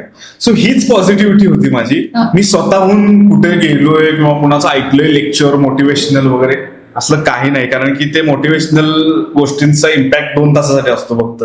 आपण काहीतरी करू शकतो, त्यानंतर ते मोटिवेशन निघून जातं. प्रत्येकाचीच सिच्युएशन आपल्यासारखीच असेल असं नाहीये. म्हणजे त्यांनी कुठल्या तरी वेगळ्या प्रवासातून बाहेर आलेले असतात, रियालिटी आपल्याला अजून माहित नसते. त्यामुळे त्यांच्यासारखं आपलं पण होईल असं नाहीये. त्यामुळे सेल्फ मोटिवेशन इज मस्ट, आणि आपल्या आजूबाजूची लोक, बस एवढंच मला वाटतं. तुझ्या पर्सनॅलिटीमध्ये पण खूप चेंज दिसतोय. आम्ही ऐकला तर तू 12 किलो वजन कमी दिसतो. कसं काय डाएट प्लॅन होता? अरे यार. हा, म्हणजे या गोष्टीची पर्सनली पुष्टी मी करू शकते. ओके. की मी तुला 2 वेगवेगळ्या अवतारामध्ये हा. आणि तुझ्या बॉडी वेट मध्ये बघितलं. हा. मला वाटतं आज भेटलं पण हो, हो, मी हो. पहिला माझी रिॲक्शन तीच होती. हम्म. तर त्या जर्नी बद्दल काय? ऍक्च्युली जेव्हा मी कोल्हापूरमध्ये आलो, मी तुम्हाला वेट माझ्या नंबरनं पण सांगतो, म्हणजे ऑनेस्टली सांगतो. काय त्यात सांगायला काय, आपण मेहनत केली त्यामुळे काही हरकत नाही सांगायला. जेव्हा मी कोल्हापूरमध्ये आलो तर त्यावेळी माझं वजन एक 82-83 नॉर्मल होतं मी असं, कारण माझ्या हाईटनुसार माझी 5'10" ही हाईट आहे म्हणजे, त्यामुळे ते ओके आहे, ठीक आहे. त्याच्या अगोदर म्हणजे माझ्या लग्नाच्या अगोदर सुद्धा मी प्रॉपर वेट ट्रेनिंग केलेलं आहे 3 वर्ष. म्हणजे proper diet, body building, weight उचलणं हे मी प्रॉपर 3 वर्ष केलं होतं. हे बिझनेसनं ना सगळं विषय करून टाकला माझा, असं मला वाटतं. ते बिझनेसमुळं, त्या ऑफिसमुळं माझी जिम सुटली, लग्न झालं, त्याच्यानंतर कोल्हापूरला शिफ्ट झालो. आणि कोल्हापूरमध्ये आल्यानंतर बाप रे, म्हणजे तांबडा पांढरा रस्सा. म्हणजे मी काही उगाच कौतुक करत नाहीये की कोल्हापूरचं आहे म्हणून, नाही असं नाहीये. खरं जेन्युनली मी आता तिकडं जर जेव्हा जातो म्हणजे माझ्या घरी वगैरे, तिथलं जेव्हा मी नॉनव्हेज वगैरे खातो, चांगलं आहे ते, पण त्याच्यापेक्षा बेस्ट आहे खरंच कोल्हापूरचं. काय टाकतात यार म्हटलं, पांढरा रस्सा पिल्यानंतर असं म्हणजे तृप्त होऊन जातो आत्मा. आता मला आठवतंय, आता 1.5-2 महिने मी अजून ते काही खाल्लेलं नाहीये, पण आज वेळ आहे ती, कारण की खूप दिवसातून मी होते. वजनाबद्दल बोलायला गेलं तर मार्च 17ला म्हणजे 17 मार्चला माझं वेट होतं 98 kg. मी खूप लकी समजतो की मी 100 टच केलं नाही. 98 किलो माझं हे वेट होतं. आणि जेव्हा मी फॅमिली फंक्शन मध्ये जायचो तर त्यावेळी काय माझ्या बायकोला म्हणायचे, काय खायला घालते त्याला. बायकोला नाही कोल्हापूरकर आधी खायला घातलेलं. नाही, पण बायकोच्या हातची टेस्ट बाप. म्हणजे जेव्हा ती दाल खिचडी पण करते ना, मक्खन ते थोडं जोडावं लागतं अशा वेळी जेव्हा तिला message सुरू असतो. नाही, ज्यांनी माझ्या बायकोच्या हात जेवलं ना तर त्यांनी कमेंट करा. आणि शिवानी आम्हाला आम्ही पण नक्की नक्की. म्हणजे ती तर खूप भारी करते. आणि माझी फेवरेट आहे मुगाची उसळ, हा. भाकरी दही. हे माझं सगळ्यात फेवरेट कॉम्बिनेशन आहे, ठीक मस्तच हो. आहे. आणि शिवानी आणि तिची आई, म्हणजे तिच्या आईचं हातचं पण मी खाल्लंय. असलं भारी बनवतात, काय बनवतात मला माहित नाही, पण ती खूप टेस्टी. म्हणजे मी जिथं 1 भाकरी खाईल तिथं 3 भाकरी खाऊ शकतो. सो हे असं करत करत करत घरचं तर जेवायचंच. कोल्हापूरच्या त्या मिसळी म्हणू नका, ते तांबडा पांढरा रस्सा, प्रत्येक वेळी वेगळं हॉटेल ट्राय करायचं. आपल्या पेठेतले हॉटेल म्हणा किंवा नवीन झालेले कुठं पेड प्रमोशन दिसलं किंवा काही असं प्रमोशन दिसलं इंस्टाग्रामवरती की जाऊन ताव मारायचा. आणि असं वजन होत 98 kg झालं. लोक म्हणा लागली, काय एकानं तर मला उल्लेख केला, जिता जागता जणू सैतानं.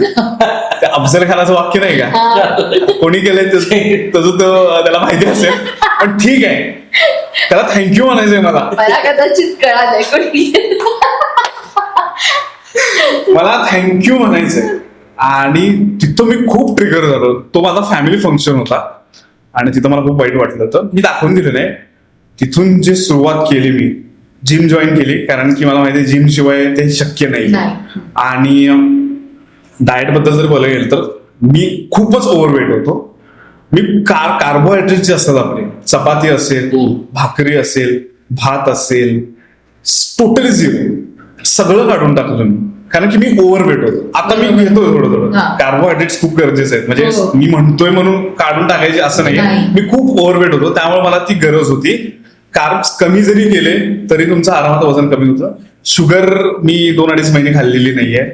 सॉल्ट खूपच कमी, म्हणजे जर का मी 2 महिन्यामध्ये 10 किलो सॉल्ट खाल्लं असेल तर मी फक्त 300 ग्रॅम सॉल्ट एवढ्या पूर्ण जर्नीमध्ये खाल्लं असेल. नुसतं एक दाणा मिठाचा, फक्त टेस्ट होतं, दॅट्स इट, एवढं. त्याच्यानंतर मग सगळ्यात महत्वाची गोष्ट म्हणजे वेट ट्रेनिंग खूप महत्वाचं आहे. जरी तुमच्या बॉडीवरती फॅट असेल भरपूर, बऱ्याच जणांना वाटतं की कार्डिओ, रनिंग करायचं, सायकलिंग करायचं गरजेचं आहे, पण ज्यांचं फॅट आहे ना तर त्यांनी वेट ट्रेनिंग मस्ट करावंच. कारण की ज्यावेळी तुम्ही कार्डिओ करता फक्त तुमचं वजन कमी होतं, नो डाऊट, पण सोबतच तुमचं मसल लॉस पण होतं. म्हणजे आपली जी स्ट्रेंथ आहे ना पूर्णपणे कमी होऊन जाते, मग थकवा वगैरे जाणवायला लागतो. त्यामुळं पहिल्यांदा मसल ट्रेनिंग करणं आणि त्याच्यानंतर तुम्ही 20-25 मिनिटं किंवा 40 मिनिटं तुम्हाला जे काही वाटतं वॉक करायचं ते वॉक करा, केलं तर काही हरकत नाहीये. प्रोटीन इंटेक महत्वाचं आहे खूप. म्हणजे बऱ्याच जणांना असं वाटतं, म्हणजे मी ज्या खूप जुन्या जिम मध्ये जात होतो त्यावेळी एक ट्रेनर होत्या, तर त्यावेळी मी ना एक प्रोटीनचा डब्बा घेतला होता, वे प्रोटीनचा नॉर्मल. तर त्यावेळी त्यांनी मला सजेस्ट केलं होतं, काय खाताय सर तुम्ही, हे मस्तपैकी चटणी भाकरी हाणायची, विषय संपला. पण नाहीये प्रॅक्टिकली सायन्स. जर का आपण स्टडी केलं फॅट लॉसच्या बाबतीत, वेट लॉसच्या बाबतीत, तर चटणी भाकरी खाऊन फॅट लॉस होत नाही. आपल्याला प्रॉपर न्यूट्रिशन मिळायला लागतात, योग्य कार्ब्स मिळायला लागतात, प्रोटीन मिळायला लागतं, फायबर्स मिळायला लागतात, सगळ्या हेल्दी फॅट्स पण पाहिजे. बरेच लोक तेल सोडून देतात पूर्ण, पण नाही, हेल्दी फॅट्स पण खूप गरजेचं आहे, जे की इंजिन ऑइल सारखं काम करतं आपल्या बॉडीमध्ये. त्यामुळं बेसिक डाएट जर का बोलायला गेलं, शुगर, सॉल्ट काही प्रमाणात ठीक आहे, शुगर पूर्णपणे सोडून द्या, क्रेविंग्स कंट्रोल होतील एक 20-25 दिवसामध्ये.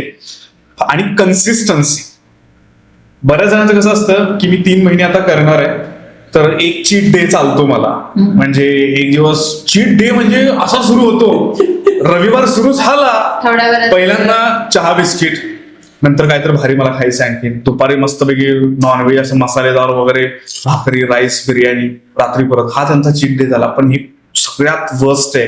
चीट घ्यायला पाहिजे चीट मील, पण ते चीट मील असायला पाहिजे. म्हणजे जर का तुम्ही आठवडाभर स्वतःला डिसिप्लिन ठेवताय तर तुम्ही एक चीट मील डिझर्व करता. तुम्ही स्वतःला गिफ्ट द्या, काही हरकत नाहीये, पण ते चीट मील जे आहे तर ते सुद्धा कॅलरी डेफिसिट मध्ये असायला पाहिजे. फॅट लॉसचा तो एक खूप महत्वाचा मुद्दा आहे. जर का तुम्हाला 2000 रोज कॅलरीज लागत असेल तर ऑब्व्हियसली तुम्ही 1500 म्हणजे का 500 कॅलरीजचा तुम्ही डेफिसिट करता आणि वर्कआउटने 300-400 करता, असं तुमचं कॅलरी डेफिसिट होऊ शकतं. सो बेसिक रूल आहे, कॅलरी डेफिसिट मध्ये राहा, शुगर सोडून द्या, कार्ब्स कमी करा, दॅट्स. त्यामुळे हे ट्रान्सफॉर्मेशन दिसतंय माझ्या. मी आता मसल गेन करतोय. फॅट लॉस माझी जर्नी थोडी थांबवली, आता मसल गेन करतोय. भरपूर कंट्रोल लागतो स्वतःवर, खूप कंट्रोल. म्हणजे आता कधी कधी असं होतं, घरामध्ये कोणतं पाहुणे येतात, पाहुण्यांना तर काय ते स्प्राउट वगैरे तर देऊ शकत नाही, तर त्यांच्यासाठी चहा बनवतात. चहाचा वास तो तर असा म्हणजे नशा चढवतो लिटरली. दुसरी गोष्ट म्हणजे घरामध्ये नॉनव्हेज केलं, ते रश्शाचा वास, खूप म्हणजे खूप कंट्रोल करा. तुम्ही तर बाहेरच जायचो जेव्हा बनवायचं, त्यामुळं कंट्रोल खूप महत्वाचं आहे. हे तर आता तुझं तुझ्या लाईफस्टाईल बद्दल आणि या सगळ्याबद्दल झालं. आपण जो जे म्हणजे तुझं मेन काम आहे त्याबद्दल आपण खूप वेळ मगापासून बोलतो, पण त्यात मला आणखी एक माझा विचार किंवा प्रश्न असा होता की आवाज आपल्या कामासाठी अर्निंग सोर्स म्हणून आणि आवाजाचा काहीतरी छान वापर म्हणून हे वापरू शकतो, हे आपल्याला माहितच नसतं. म्हणजे बऱ्याच आर्टिस्टना पण हे माहित नसतं, नॉर्मल माणसांना तर जाऊ दे, ते नुसतं कॉन्व्हर्सेशन पुरता मर्यादित राहिलाय आपला आवाज आर्टिस्टना. तर यामध्ये आता सगळीच कामं करतो आपण, त्यामुळे आपल्याला माहितीये की त्याचा खूप वेगळ्या पद्धतीनं, खूप गोष्टींमध्ये, खूप वेगवेगळ्या पद्धतीनं चांगल्या गोष्टींसाठी असा बऱ्याच प्रकारे वापर होऊ शकतो. पण तो कसा वापरायचा, त्याबद्दलच्या काय ऑपॉर्च्युनिटीज आहेत आणि एकूणच त्यामध्ये कसं काम करायचं हे लोकांना माहित नाही. तर त्याच्याबद्दल तू काय सांगशील? तू आता वर्किंग आहेस Yes. त्यामध्ये, म्हणून मला तुला हे विचारावं वाटतं. ऍक्च्युली व्हॉइस ओव्हर इंडस्ट्री आहे ना तशी खूप मोठी आहे. हा, ठीक आहे. आणि जेव्हा आपल्याला रिअलाइज होतं की आपण काहीतरी करू शकतो, पहिली गोष्ट तर असे सुद्धा काही आर्टिस्ट आहेत, मी कुणाला नावं ठेवत नाही, की आवाज चांगला आहे, फ्लो छान आहे, पण शब्दांचे उच्चार कधी कधी गणतात. बरोबर. आता जो क्लायंट असतो तर तो काय या भाषेच्या क्षेत्रामधला माहेरून असतो, त्याला छान वाटलं ऐकायला, डन, हो. पैसे देऊन टाका. पण स्वतःवरती आपण किती काम करतो हे महत्वाचं आहे. बरोबर. मी असं म्हणते की माझे उच्चार खूपच स्पष्ट वगैरे आहेत, मी कोल्हापूरमध्ये असल्यामुळं तर आपले शब्द लय खतरनाक आहेत. होय. त्यामुळं माझ्या रेग्युलर आर्जिंग मध्ये सुद्धा मी खूप असे आपले रेग्युलर जे शब्द वापरतो ते वापरतो. असं काही नाही की स्वच्छ हा. आणि ते पुण्यासारखं, की म्हणजे पुणेरी लोक जे असतात एकदम शुद्ध असं काही नाहीये. जेव्हा आपण प्रॅक्टिस करतो तर त्यावेळी आपल्याला समजतं की आपण कुठं चुकतोय. हा. ठीक आहे. आपण जेव्हा एखाद्या क्लायंटला 100% देतो, क्लायंटनं जरा सुद्धा चूक काढायला नाही पाहिजे, बरं. त्यावेळी आपण म्हणायचं की आपण या क्षेत्रामध्ये फुल फ्लेश जाऊ शकतो. पुढची सगळ्यात मोठी गोष्ट म्हणजे हे तर आपण स्वतःवरती काम करतो, हे आपल्यावरती डिपेंड आहे. क्लायंट्स मिळवणं हे बरोबर. खूप महत्वाचं आहे. हो. आपला आवाज कुठेतरी इंट्रोड्यूस होणं हे खूप महत्वाचं आहे. बरं. त्यासाठी वेगवेगळ्या एजन्सीज आहेत, तिथं तुम्ही जाऊन विचारू शकता. पण तिथं पण कसं झालंय ना आजकाल की नेपोटिझम. नेपोटिझम आपण तसं म्हणू शकत नाही मी.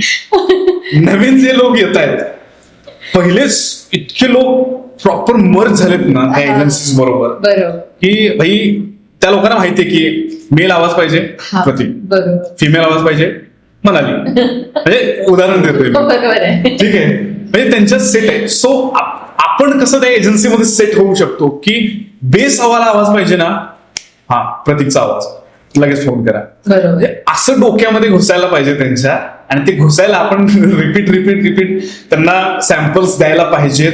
काही ऑनलाईन सुद्धा अशा एजन्सीज आहेत की जे वेबसाईटवरून आपले सॅम्पल्स घेतात, आपले काही डॉक्युमेंट्स घेतात आणि त्याच्यावरून आपल्याला पैसे देतात, स्क्रिप्ट पाठवतात. पण ते खूप अवघड आहे वेबसाईट ऍक्सेस करणं. हो. म्हणजे मी सुद्धा खूप प्रयत्न केलेत ना, काही मिळाले, पण ते खूप म्हणजे साइन अप करा, हो. काही लोक पैसे पण मागतात. हो. की एवढे पैसे भरा, तुमचं ते डिपॉझिट सेट होईल, मग आम्ही तुम्हाला काम देऊ. परत कोण फोन करत नाही, फोन उचलत पण नाही. बरोबर. त्यामुळं ऑनलाईन जेव्हा तुम्ही ट्राय करता तर थोडस सांभाळून, जेव्हा फिजिकली असे बरेच लोक आहेत की जे फिजिकली ऍक्च्युली स्टुडिओमध्ये जाऊन काम करतात. माझा एक मित्र आहे सांगलीचा मयुरेश म्हणून, खूप म्हणजे बॅक टू बॅक प्रोजेक्ट करतो व्हॉइस ओव्हरचे. शेवटी कनेक्शन्स महत्वाचे. हो. हो. बरोबर. कुठल्याही फील्डमध्ये, कुठलाही बिझनेस असू दे, कुठल्याही फील्ड असू दे, रिलेशन्स, कनेक्शन खूप महत्वाचे आहेत. त्यामुळे मला वाटतं की अपॉर्च्युनिटी आहेत भरपूर, पण आता AI याची कदाचित जागा हा. घेऊ शकते. मी तिकडेच येणारच हा. आता की ते कसं, ते ऍज अ थ्रेट म्हणून ते दिसतं आता व्हॉइस ओव्हर आर्टिस्टना की कसं आहे म्हणजे त्याचं. Okay. कारण मेकॅनिकल आवाज ऐकू येतो, म्हणजे एआयचा आवाज मेकॅनिकल आहे हे कळतो, पण तिथं हे माणसांना बोलवण्याची मेहनत नाही, 100 वेळा रिपिटेशन्सची नाही. हे नाही, एकदा त्याला प्रॉम्प्ट दिला झालं. पण ते आपण पण आता खूप वेळा ऐकतो, एका पॉइंट नंतर ते नको वाटतं, माणसासारखं बोल किंवा माणसासारखं ते ऐकू यावं असं वाटतं. तर मग ह्याच्यात कसं होणार आहे किंवा काय असणार आहे, किंवा सध्या परिस्थिती काय? माझा पर्स्पेक्टिव्ह काय सांगतो या बाबतीत. पहिली गोष्ट, व्हॉइस ओव्हर, व्हिडिओ मेकिंग याच्यामध्ये जे AI आले, आता आपण सुरुवातीच्या स्टेजला आहे. हा. म्हणजे एकंदरीतच AI मध्ये आपण अजून सुरुवातीला, आपण ट्रान्झिशन पिरियड मध्ये, बरोबर. जसं डॉक्युमेंट इंटरनेटच्या बाबतीत झालं किंवा कम्प्युटरच्या बाबतीत झालं, बरोबर. की ट्रान्झिशन पिरियड मध्ये लोकांना घाबरायला झालं होतं की आता कॉम्प्युटर आला, काय नाही, आपण सगळे कॉम्प्युटरवरती करतोय काम. हो. इंटरनेट आलं, आणखीन कनेक्टिव्हिटी वाढली, आणखीन लोक एकत्र आले, आणखीन कामं वाढली. बरोबर. AIच्या बाबतीत मला असं वाटतं आत्ता तरी सध्या जेव्हा आपण एखादा व्हॉइस ओव्हर एआय ने बनवतो ना, त्यावेळी इमोशन्स नाहीत त्याच्यात. नाहीये. हा. मला जर का कोणाचं सांत्वन करायचं, एआय सांत्वन नाही करू शकत. नाही. तो टोन त्याच्यामध्ये येऊ शकत नाही. हो. भविष्यामध्ये येईल काय माहित नाही, पण आत्ता तरी म्हणजे अजून 1-2 वर्ष तरी मला वाटतं की असंच चालू राहील हे. आणि हे जे आवाज आहेत ना एआयचे, तर ते कानाला असे थडकल्यासारखे वाटतात असं. हा. म्हणजे सतत कंटिन्यू काहीतरी पडतं. इव्हन आपण जेव्हा व्हॉइस ओव्हर देतो तर त्यावेळी मध्ये गॅप्स असतात.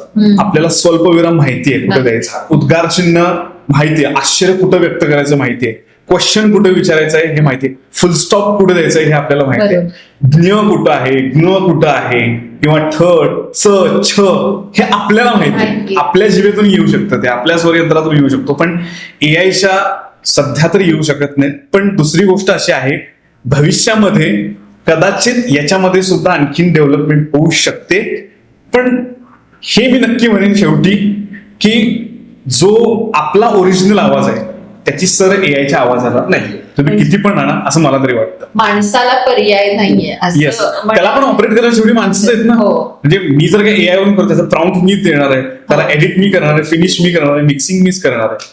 त्यामुळे आता ते मिक्सिंग वगैरे पण एआय न करतायत म्हणून, पण ते इतकं खराब वाटतं ना. आता मी नॅनोमनानं आपले जेमिनायचे जे टूल आहे तर त्याच्यामध्ये काही व्हिडिओज बनवले, काही आपला महाराष्ट्र दिन होता, एक ChatGPT वरून एक लिरिक्स घेतलं मी, ते टाकलं, इतकं भंगार वाटलं मला, खरं सांगतो ते गाणं. म्हणजे त्याला काही मागमोसच नाही, त्याला काही सूर नाही, त्याला तुतारी वाजव म्हटलं तर ते पियानो वाजवते. सो अजून ते वर्किंग स्टेज मध्ये आहे, त्यामुळं अजून त्याला वेळ लागेल, पण होईल काही प्रमाणात असं वाटतं.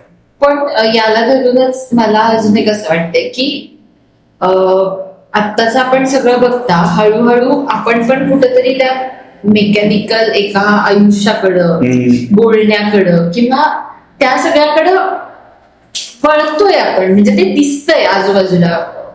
विशेषतः आता मला कुणावर पर्सनली हे नाही, पण जेनझीमध्ये ते दिसून येतं आपल्याला की ते खूप तसे ओपनली इमोशन्स त्यांचे दिसत नाही आहेत किंवा खूप ते लोक प्रॅक्टिकल आहेत. आणि ह्या सगळ्या गोष्टींसाठी हे गॅजेट्स पण तितकेच त्यांना पूरक ठरणार आहेत. कारण आता असं झालंय की एआय मुळे, त्या व्हॉइसेस मुळे किंवा तिकडं कुणीतरी एक कॉन्व्हर्सेशनला काहीतरी मिळाल्यामुळं माणसांशी संपर्क होतोय किंवा काय.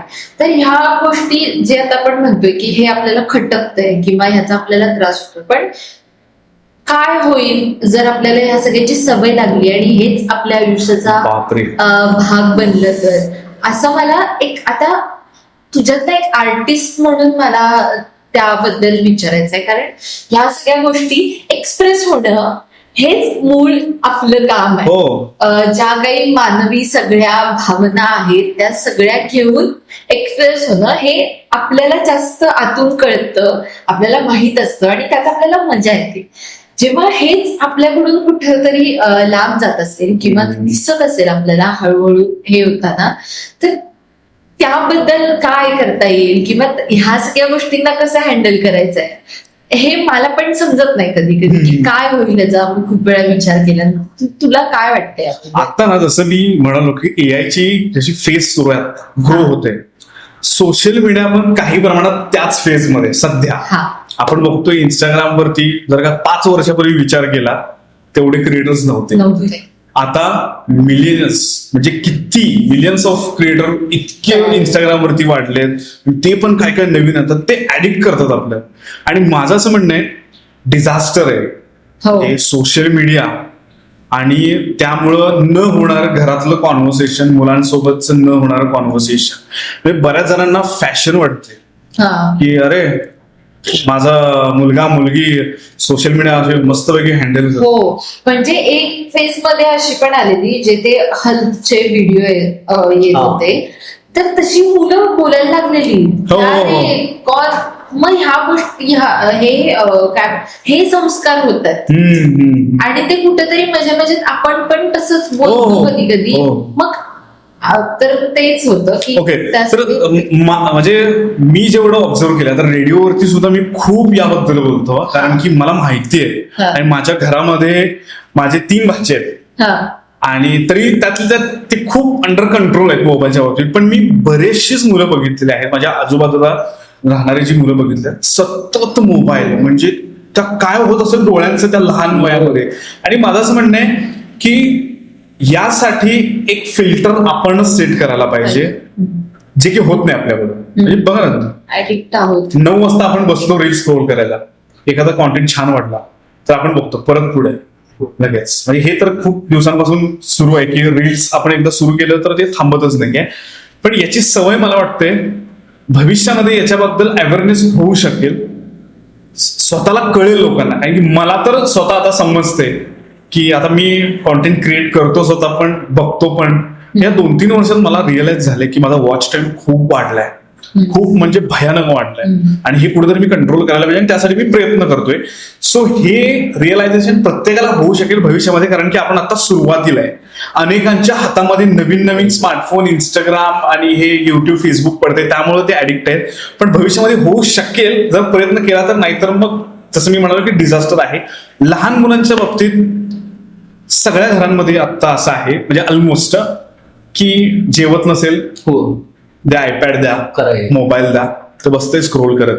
त्याला किती जाते पोटामध्ये किंवा काय पचतंय, त्याची आतल्या जीभ चावलीये का, काही लक्ष नसतं. त्यामुळं मुलांच्यावरती तर त्याचा इम्पॅक्ट होतोच. आणि ती इतकं ऍडिक्ट करणार आहेत ना व्हिडिओज, याच्यापेक्षा ना एक सिम्पल सोल्युशन आहे असं मला वाटतं. मुलं जेव्हा रील्स बघतात तर त्यावेळी ना एक कॉन्टेंट समोर येतो. खूप महत्वाचा पॉइंट आहे बरं का. मुलांना काय दाखवायला पाहिजे इन्स्टेड ऑफ दॅट, असं मला तरी वाटतं. तर एक कॉमेडी रील आली, ठीक आहे. कॉमेडी रील आल्यानंतर आपण आनंदी होतो, म्हणजे आपल्याला हसायला येतं, मजा येते, ठीक आहे. झालं ते, तो सिग्नल पोहोचला आपल्या मेंदूपर्यंत, ठीक आहे. पुढचं रील्स आपण स्क्रोल केलं, एकदम काहीतरी हॉरिबल आलं, म्हणजे काय तो डेंजर भयानक आलं, इमोशन फटकन चेंज झाला रीलचा, बरोबर. म्हणजे डायरेक्ट हॅपी मधून आपण सॅड मध्ये आलो. तर तो सिग्नल मेंदूपर्यंत पोहोचतोय तोपर्यंत काहीतरी इमोशनल येतं, बरोबर. सो ते मेंदूपर्यंत किती गोष्टी पोहोचतात फटफट फटफट फटफट, आणि त्यामुळे कन्फ्युजन होतं. आणि मग त्यामुळं म्हणजे माझे सायकॅट्रिस्ट फ्रेंड आहे, तर त्यांनी ही गोष्ट मला एक्सप्लेन केली. त्यामुळे मुलांच्या मेंदूवरती किंवा विचार क्षमतेवरती त्याचा इम्पॅक्ट होतोय. कारण की अचानक आपल्याला काही काही गोष्टी जेव्हा येतात, मेंदूला सिग्नल पोहोचतो ना, तर त्यावेळी सगळ्यात वाईट त्रास त्या लहान मुलांना होतो. कारण की अजून त्यांचं शरीर लहान असतं, कमकुवत असतात गोष्टी. त्याच्या ऐवजी त्यांनी काय सांगितलं, तुम्ही फॉर एक्झाम्पल एक कार्टून दाखवताय त्यांना, टॉम अँड जेरी लागले फॉर एक्झाम्पल, तुम्ही सलग 10 मिनिटाचं दाखवा. म्हणजे तो हॅपी सिग्नल जो आहे तर तो कंटिन्यू त्यांच्या ह्याच्यामध्ये पोहोचू दे. ते मेंदूला कन्फ्युजन नको आहे असं त्यांचं म्हणणं आहे. त्यामुळं कदाचित ते काही प्रमाणात कंट्रोल येऊ शकतं, पण ते सुद्धा हळूहळू कमी करायला पाहिजे. जर का याच वयात, म्हणजे 2ऱ्या-3ऱ्या वयामध्ये किंवा त्याच्यापेक्षा 1 वर्ष 6 महिने असताना सुद्धा मुलांना हातामध्ये मोबाईल वगैरे देतात, तर त्याचा इम्पॅक्ट त्यांच्या विचार क्षमता आणि त्यांचं पुढची जी ग्रोथ आहे त्याच्यावरती 100% होऊ शकतो. म्हणजे जेव्हा मी त्यांच्याशी बोललो, सायकॅट्रिस्ट, त्यांचा इंटरव्ह्यू मी करणार होतो, त्यावेळी ही गोष्ट त्यांनी खूप हॉरिबल आहे.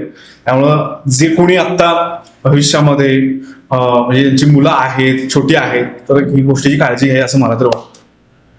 त्यामुळं एकतर कनेक्शन्स, तर कॉन्व्हर्सेशन तर आपलं होतच नाही मुलांच्या सोबत. फक्त खाल्लास का जेवलास का संपलं, आई वडील गेले ऑफिसला. खूप मोठं डिझास्टर आहे तसं म्हटलं, खूप प्रॉब्लेम देऊ शकतो भविष्यात. बरोबर. आणि जसं मगाशी मी म्हणाले की आपल्याला आवाज आपला वापरायचा माहितच नाही, काय करायचं त्याचं हे माहितच नाहीये.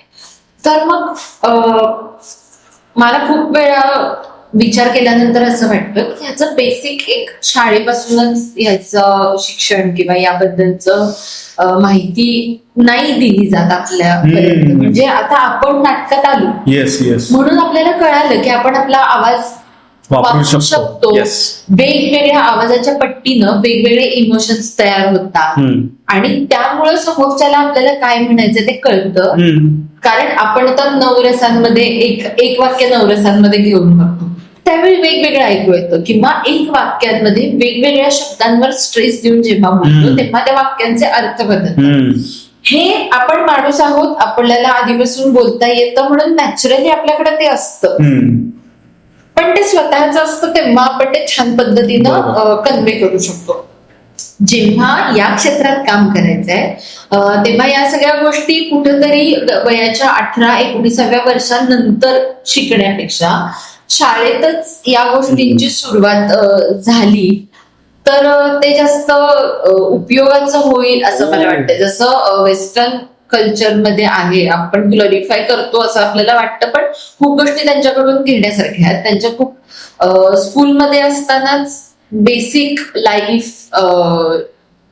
जे आपल्याला रोजच्या आयुष्यात ज्या गोष्टी करायच्या आहेत त्या स्किल्स पासून सगळं शिकवलं जातं. तर मग ही तर आपल्या इकडची एक छान गोष्ट आहे. आपण नाटकात इतकं एकूणच भारतीय नाटक हे जगभरात खूप प्रसिद्ध आहे आणि त्याचा एक आपल्याला वारसा आहे. परत महाराष्ट्रात आपला वेगळा या गोष्टीचा वारसा आहे. आपल्याकडं वेगवेगळ्या प्रांतानुसार वेगवेगळ्या कला आहेत. आवाजाच्या बाबतीतच म्हणजे आपल्या लोककला आहेत. आता त्यामध्ये तू म्हण लावणी असो, भारुड असो, कीर्तन असो, अशा वेगवेगळ्या गोष्टी आहेत. तर यामध्ये वेगवेगळ्या पट्टीत आवाज वापरले जातात. तर हे एकतर ह्याचा अभ्यास नाहीये, ह्याच्याबद्दल माहिती नाहीये आणि परत तेच की मग ह्यातून अर्निंग सोर्स आहे एक छान, हे माहित नाहीये. तर हे कुठेतरी मला वाटतं की आपण सगळ्यांनी येऊन कुठेतरी या गोष्टीसाठी प्रयत्न केला पाहिजे की शाळेपासूनच शिका. कारण मला जितकं आठवतंय तितकं मुळाक्षर, व्यंजन आणि बाराखडीच आपल्याला स्पष्ट आणि नीट उच्चारायला शिकवलेली नाहीये. म्हणजे ग तर गेलं वापरत नाही, लोक त्र लिहितात, त्र ला ग लिहितात किंवा ग ला त्र लिहितात. हे आपण बघितलंय किती वेळा तरी शुद्ध लेखनात. तर जिथं लिहिणं, वाचणं आणि त्याच्या उच्चारांचंच व्यवस्थित शिक्षण नाहीये तर मग तिथं मग ते परत भाषेवर पण येतं की भाषा नाही वाचवली जाणार. भाषा नाही वाचवली जाणार तर आवाज आणि त्यातून काय म्हणतात हा पोहोचण्याचा प्रयत्नच नाही होणार. तर हे कुठेतरी मुळापासूनच व्हायला पाहिजे याबद्दल. ऍक्च्युली कसं आहे माहिती का, जसं तू मुद्दा मांडलास की शाळेपासून या गोष्टी किंवा फॉरेन मध्ये जे काही असतं, हा मुद्दा अगदी बरोबर आहे, त्याच्यावरती मी येतो. पण त्याच्या अगोदर आणखीन एक महत्वाची गोष्ट, आपल्या भागामध्ये आता कोल्हापूर हे शहर आहे, पुणे मुंबई ही मेट्रो सिटीज आहे. बरोबर. इथं आपण म्हणू शकतो किती सारी ग्रामीण भागामध्ये शाळा आहेत की तिथं पोरांना खायला मिळत नाही. दुपारचा भात मिळतो म्हणून पोरं शाळेमध्ये जातात. ऍटलिस्ट अजून ही परिस्थिती आहे अशी. बरोबर. ठीक आहे, अजून तो वर्ग जो आहे तर तो असा ग्रो झालेला नाहीये. सो लोक काय करणार, पहिला मला खायला मिळतंय का. आणि आपल्याकडे टेंडन्सी अशी आहे ना की पटपट शिक बाबा, कुठे तर नोकरीला लाग, सरकारी हे लाग, इंजिनिअरिंग कर, नाहीतर काहीतरी कर किंवा स्पर्धा परीक्षा दे आणि एकदा चिटक पुढे. अजूनही अशी मेंटॅलिटी आहे स्पर्धा परीक्षांच्या बाबतीत तर कितीतरी. हो हो हो. म्हणजे काही कलाकार लोक सुद्धा असे आहेत की ज्यांना सेफर साईड आपली कला तर जोपासायची आहे, पण मला कुठेतरी सेफ राहायचंय म्हणून स्पर्धा परीक्षा करतात, पण त्याच्यामध्येच त्यांचं टाइम वेस्ट होतोय. मला असं वाटतं की तो जर टाइम यांनी इकडे दिला असता तर कदाचित इकडे काहीतरी झालं असतं छान. पण परत तेच आपल्याकडं सोसायटीचीच किंवा समाजाचीच अशी टेंडन्सी आहे की वय वर्ष 22-23 झालं किंवा 25 झालं की कुठं करतोस काम, अजून नाही करत, अजून मम्मी पप्पांच्या जीवावर आहे. तेव्हा इतकं ते खायला उठतं ना, मग लोक म्हणजे मुलं ज्यांना काहीतरी करायचं असतं ना तर त्यांना सुद्धा असं डिप्रेशन येतं, सोसायटीचं डिप्रेशन येतं. त्यामुळं पटकन फॅमिलीला सपोर्ट करायचा आहे, हे करायचं आहे, त्याच्यामध्ये कुठे हे बघणार व्हॉइस ओव्हर, आवाज आणि ही तर खूप लांबच्या गोष्टी आहेत. हा, पण भविष्यामध्ये असे जर का आपण अवेअरनेस करत राहिलो तर स्कूल लाईफ मध्ये सुद्धा, आता स्कूलमध्ये बघा ना, मी आता सैनिक स्कूलला होतो तासगावला, स्कूलमध्ये थोडंसं आमचं वेगळं पडलं. म्हणजे आम्हाला तिथं कल्चरली सुद्धा खूप ऍक्टिव्ह होतो आम्ही सगळे, नाटकांमध्ये किंवा सिंगिंग मध्ये, गायनामध्ये. त्यामुळं ती पार्श्वभूमी होती, त्यामुळे आम्हाला ते रिअलाइज झालं की आपण काहीतरी करू शकतो. पण प्रत्येक शाळा असेल असं नाही. तिथं 4थी करा, 7वी करा, 10वी करा, चला कॉलेजला जा, त्याच्यानंतर BSc घ्या, बीटेक घ्या, काहीतरी घ्या किंवा स्पर्धा परीक्षा, संपलं. म्हणजे हा जो मेन जो पोर्शन आहे ना करिअरचा, जे वय आहे तेच ह्याच्यामध्ये निघून जातं. मग त्यातले काही असतात जे कलाकार की ज्यांना मला करायचंच आहे, ते बरोबर बाहेर येतात. बरोबर. आणि ते आपण बघतोय ना मोठ्या पडद्यांवरती नाटकांमध्ये ते हे लोक आहेत. तेच होतं की क्युरियोसिटी वाढत नाहीये मुलांची, त्यामुळं ते शोधतच नाही. आपण सब्जेक्ट इंट्रोड्यूसच केलं नाही. हा, ते शोधतच नाही मुळात. मग आतापर्यंत हे आलंय की एक काहीतरी बेसिक जॉब करायचा किंवा एखादा चांगला जॉब करायचा, मग बाहेर जा, पुण्यात जा, कोल्हापुरात राहा, जॉब करा. हे सगळं जे झाल्यामुळं ना वेगवेगळ्या भागांमध्ये मुलांना पोहोचूच देत नाही आपण. करेक्ट. वेगवेगळ्या ऑपॉर्च्युनिटी खूप ऑपॉर्च्युनिटीज आहे. आणि आपण त्यामध्ये काम करतो ना, म्हणून ते आपल्याला जास्त वाईट वाटतं की हे आहे, इथं जास्त माणसं नाही आहेत आणि इथं झालं पाहिजे. कारण जितकी माणसं तितके व्हेरिएशन्स, तितकी क्रिएटिव्हिटी, तितक्या परत नवीन गोष्टी.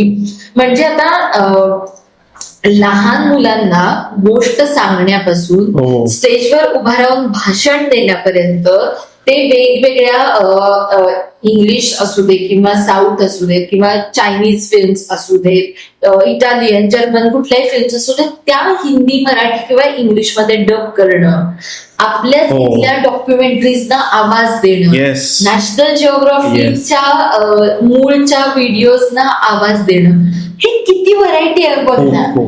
किती आहे, ऐकतो पण हे आपण करू शकतो हे आपल्यालाच माहित नाही. आणि हे सगळं घरात बसून करू शकतो आपण, घरात बसून. म्हणजे बेसिक सेटअप आहे आता. हो, म्हणजे मला आठवतंय लॉकडाऊन जेव्हा होतं ना, तर त्यावेळी मी 700 एपिसोडची एक रशियन सिरीज केली होती जी की मराठीमध्ये डब केली. त्याच्यामध्ये 3 कॅरेक्टर्स होते, ज्याचे 3 कॅरेक्टरचे आवाज मी देतो. आणि आणखीन एक 2 कॅरेक्टर होते, ती एक कोणतरी मुलगी होती, मला आता नाव आठवत नाहीये. माझ्याकडे काम काय होतं की ते मी डब तर करायचं प्लस एडिट करायचं, म्हणजे ते पॅचेस जुळवायचे. ते रशियन मध्ये बोलतायत पण आम्ही इकडून मराठीमध्ये, आणि ते ब्रॉडकास्ट करतायत ते. सो इतकं सुंदर, आणि घरात बसून मी रात्रभर काम करत बसायचो. इतका सुंदर एक्सपिरियन्स होता तो. पण हेक्टिक आहे, म्हणजे कष्ट आहे तुम्हाला, पण छान आहे, मजा येते. तेवढं आहे, फक्त करेक्शन्स बरोबर येतात, ती गोष्टी वेगळी असं. पण फास्ट आहे नसतं. पण मला वाटतं 90च्या मुलापेक्षा आत्ताच्या मुलांना खूप संधी आहे, कारण मोबाईल हातात आले, गुगल सर्च मारलं की आपल्याला सगळं मिळतं. तर ते पालकांनी किंवा मुलांची ग्रोथ, म्हणजे बाकी काय दाखवण्यापेक्षा ते आता जवळ झाले. कारण 90च्या मुलांना तो काय नव्हता, बरोबर, ती इंटरनेटला जाऊन शोधावं आणि इंटरनेटला काय शोधायचं हे पण माहिती नव्हतं. आता ग्रोथ होत आहे. किंवा काही वेळेला आपल्यालाच ऍड दिसती, तर ते सोपं झालं. खूप सोपं आहे. तर खूप खूप धन्यवाद, तुझ्या वेळातला वेळ काढून तू आमच्या या शोला भेट दिलीस आणि तुझ्या मनातली उत्तरे आणि आमच्या मनातले प्रश्न याची उत्तरे तू दिलीस. खूप खूप मनापासून धन्यवाद. Yes, thank you so much Suraj Manali. आणि पहिलंच पॉडकास्ट आहे माझं हे, म्हणजे ऍज अ गेस्ट म्हणून. सो सगळ्यांनी नक्की बघा, लाईक करा, शेअर करा. कॉन्टेंट क्रिएटर बाहेर आलाय. क्लोजिंग स्टेटमेंट साठी अजून एकदा, होस्ट बनून जास्त छान वाटतं की गेस्ट बनून? आज मला गेस्ट म्हणून छान वाटलं, खूप छान वाटलं, मजा आली खूप. Thank you so much. थँक्यू.